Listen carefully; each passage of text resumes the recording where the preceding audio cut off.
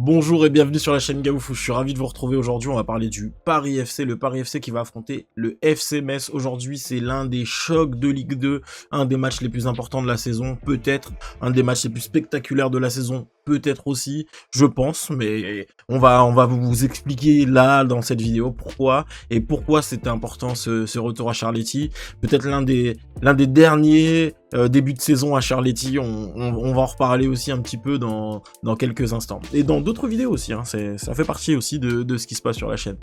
On va débuter de la vidéo tout de suite en parlant du PFC, le PFC qui arrive dans cette saison de Ligue 2 avec un statut de plus gros budget, un statut de leader dans cette début de saison, leader de cette Ligue 2 au début de la 4e journée. Le Paris FC qui est leader du championnat avec un effectif qui s'est construit et qui a mis un peu de temps à se construire, notamment sur la fin de saison dernière. Comme le disait le président dans une interview récemment relayée par l'équipe, il faut réussir 3 mercatos sur les 3 derniers mercatos parisiens. Aujourd'hui, on peut dire qu'on a une équipe qui est capable de monter en Ligue 1 et de le faire avec brio. Il y a eu déjà le changement de coach. Ensuite, le changement global d'effectifs dans lequel on a ajouté au fur et à mesure des arrivées, et je vais aller dans le détail, dans l'effectif détaillé pour vous montrer ça, mais auquel on a ajouté tout simplement des joueurs très progressivement. Vous voyez, 2023, juillet 2023, ça a été la plupart des joueurs ils sont arrivés en juillet 2023 ou sur le mercato d'avant, et là les quelques ajouts étaient au cours des 3 derniers mercatos. Donc on voit Timothée Kolodziejczak par exemple qui est arrivé en début de saison dernière. On voit Rémi Rioux qui est arrivé sur le mercato d'hiver, Vincent Marchetti aussi, Thomas Solila, Noah Diko, pareil. Donc ça a été des recrues qui ont permis de réaliser une bonne fin de saison passée. Ça a été des recrues qui te permettent aujourd'hui aussi de réaliser un bon début de saison avec 3 victoires en 3 matchs. On le voit, le mercato de cette saison, c'est la validation pour certains, notamment Sofiane Alakouche ou Lohan Doucet. Lohan Doucet, dont c'est l'anniversaire aujourd'hui. Joyeux anniversaire Lohan si tu vois cette vidéo. J'espère qu'on te le souhaitera au stade. Après c'est vrai que le stade crève des supporters, il y aura peut-être pas l'ambiance qui est attendue pour un retour à Charletti, mais voilà. On disait donc Lohan Doucet qui a validé son ticket dans l'effectif avec un prêt plutôt intéressant. On voit sous Mauro aussi des jeunes qui montent de l'équipe jeune. Qui vont avoir aussi de la place dans cet effectif, avec Mohamedou Kanté qui est prêté par West Ham. Il a été vendu à West Ham, mais pareil, il était dans l'effectif jeune du PFC. Et on voit aussi quelques arrivées mais de qualité avec Mathis Touraine, avec Jean-Philippe Crasso, avec Maxime Lopez, et là on va en reparler, avec Thomas Simmer aussi, qui va être un joueur intéressant, et Kerbach. Beaucoup de talent et ce côté aussi un petit peu virevoltant pour un ailier gauche. Et on va regarder Metz. Qu'est-ce qui s'est passé du côté de Metz? Metz, ils ont connu un petit peu la même chose, hein. Des mercatos qui ont amené un effectif à être construit aujourd'hui sur la base de ce qu'ils avaient fait il y a déjà un an et demi. Bien qu'ils soient descendus, c'est une équipe qui va rester très dangereuse, hein, avec des joueurs de grande qualité. On voit Jesse Deminguet qui est conservé par le club après son prêt par Strasbourg. On a aussi l'arrivée de Alpha Touré du côté de Génération Foot. On connaît ce lien avec le Sénégal, hein, pour le club messin. Ensuite Papsi, pareil, qui arrive du RCF Serein, un peu comme Mbo du côté du PFC, hein. Il venait de là-bas parce qu'il avait été prêté par Reims. Gauthier Hein et Benjamin Stambouli aussi, qui sont 2 apports qualitatifs dans ce groupe, qui vont pourquoi pas poser des problèmes au PFC. Petit problème pour Benjamin Stambouli, c'est qu'il est arrivé il y a à peine 4 jours. Je sais pas s'il sera en jambes, il sera capable d'évoluer déjà dans ce match, mais ça va être un match des plus intenses et des plus importants. Si on regarde un petit peu la position des différentes équipes au classement, on voit Metz. On va commencer par Metz parce que on sait recevoir ici à Paris. On va commencer par Metz qui est plutôt milieu de tableau aujourd'hui, qui est invaincu mais qui n'a pas su faire la différence dans 2 de ses 3 matchs. Metz qui s'est cassé les dents un petit peu face à Bastia. Pourquoi casser les dents? Parce qu'ils ont appliqué leur schéma, mais pourtant ils ressortent avec un résultat qui, aujourd'hui on peut le dire, est plutôt décevant, avec un but quand même à la dernière minute. Ça aurait pu se solder par une défaites, c'est vrai que vu le niveau de domination qu'ils ont produit dans ce match, je suis assez déçu par le résultat. On peut dire que Bastia a fait le boulot. Et c'est pour ça qu'on peut les retrouver aussi mieux classés que Metz. Après, on n'est jamais à l'abri en cas de victoire. Metz pourrait repasser devant Bastia et voilà, les choses seraient entre guillemets dans l'ordre. Mais moi je pense que ce qui va se passer aujourd'hui, ça va pas être une victoire de Metz. En tout cas, je m'attends pas du tout à ça. On va regarder un petit peu après comment se présente un peu ce match. Mais Rodez, ça a été aussi un match un petit peu avec deux lectures. Il y a une lecture où Metz est très dominant, réussit à marquer 3 buts en première mi-temps, carton rouge pour Rodez, enfin en défaveur de Rodez. Rodez qui marque un but en deuxième mi-temps, Metz qui réussit pas à transformer un penalty. On le voit un peu dans le schéma. Ça a été un match assez frustrant pour les Messins en deuxième mi-temps, qui ont pourtant eu le ballon et la domination, mais qui n'ont pas su transformer leurs occasions. Et pareil, on rebelote sur le match contre Laval. Ils concèdent une première occasion qui fait but direct, et ensuite ils vont attendre jusqu'à la toute dernière minute du match pour égaliser et sortir avec un résultat nul qui est plutôt décevant au vu de la domination qu'ils ont rencontré dans cette rencontre. 5 grosses occasions, un seul but. Donc voilà, il y a un manque de réalisme qui est assez important du côté de Metz, on va pas se mentir.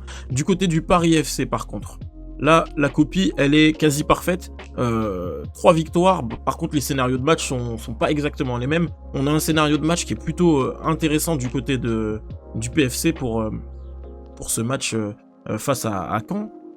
Caen qui a été un des adversaires tenaces et difficile à écarter pour le Paris FC parce qu'ils ont posé quelques problèmes, notamment en sollicitant beaucoup le gardien qui a réussi un clean sheet, Obed Nkomadjo qui a réussi un très très bon premier match, un très très bon retour en Ligue 2. Après ces Jeux Olympiques aussi qui avaient été assez intéressants avec un match joué et un clean sheet.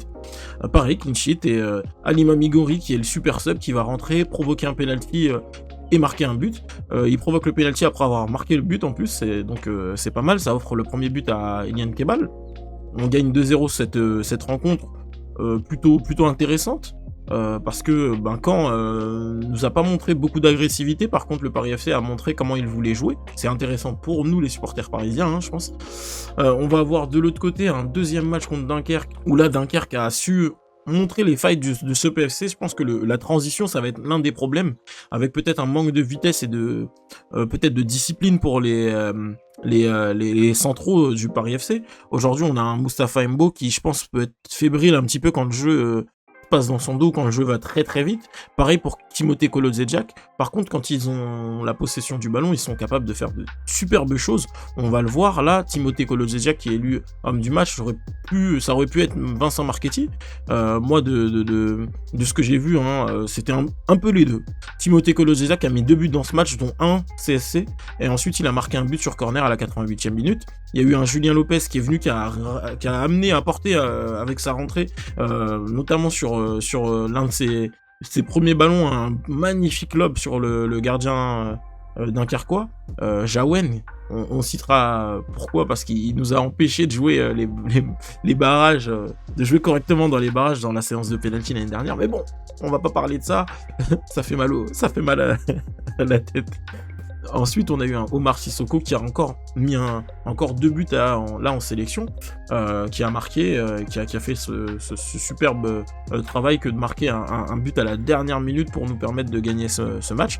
Un match qui a été plutôt dominé par le Paris FC, mais qui, dans sa lecture, nous montre aussi que le Paris FC peut être en danger sur des transitions. C'est ça, c'est 2 transitions qui ont été portées et 2 buts. Donc ça a été la vérité de Dunkerque. Dunkerque est une très très bonne équipe. Et on le voit ici, Clermont relégué la saison passée en Ligue 1. Le Paris FC a fait le travail en première mi-temps. C'est Mathis Touraine qui a été l'homme du match. Je pense son activité, c'est 88 ballons touchés, si je me trompe pas, qui ont fait pas mal de différence. On voit, bien sûr, toujours la ligne défensive qui a beaucoup de ballons, qui sait les orienter et qui est patiente et qui offre des solutions très vite. On voit Ilan Kebal aussi qui est un peu sorti du lot et qui a essayé de faire des choses. Après, la retransmission, elle était assez compliquée, donc beaucoup de mal à analyser le match à distance. Mais Clermont qui restait un gros adversaire qu'on allait jouer aussi chez eux à l'extérieur. Voilà, gagner 1-0, repartir de là avec les 3 points, c'était important et on a su le faire. On va reparler de Paris FC Metz.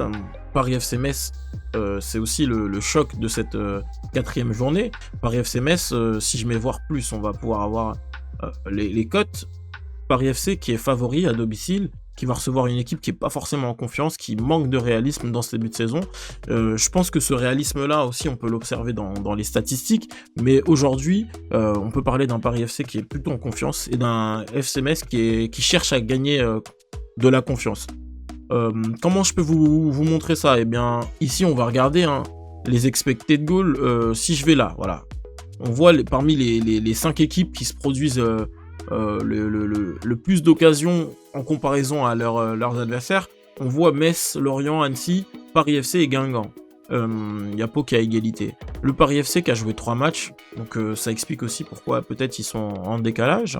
Le Paris FC qui a joué 3 matchs, on peut dire qu'ils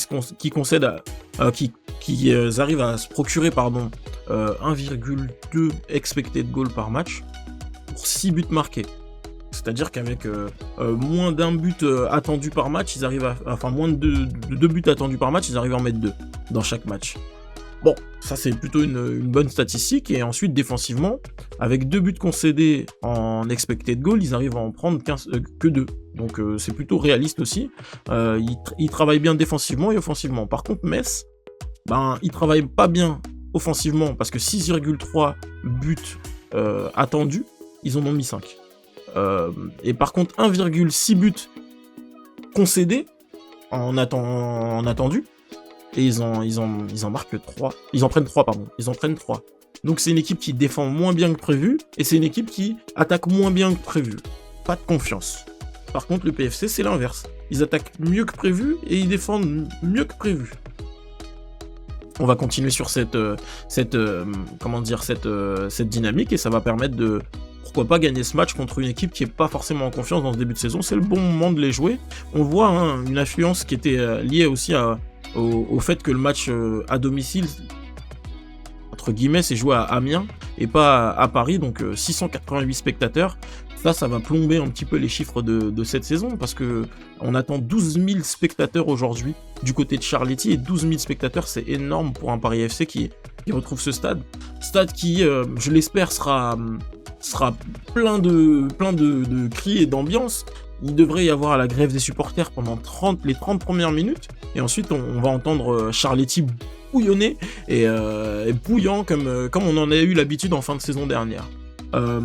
Petit point space pour ceux qui sont intéressés par le Paris FC et qui ont un Twitter, n'hésitez pas à rejoindre le space Paris FC.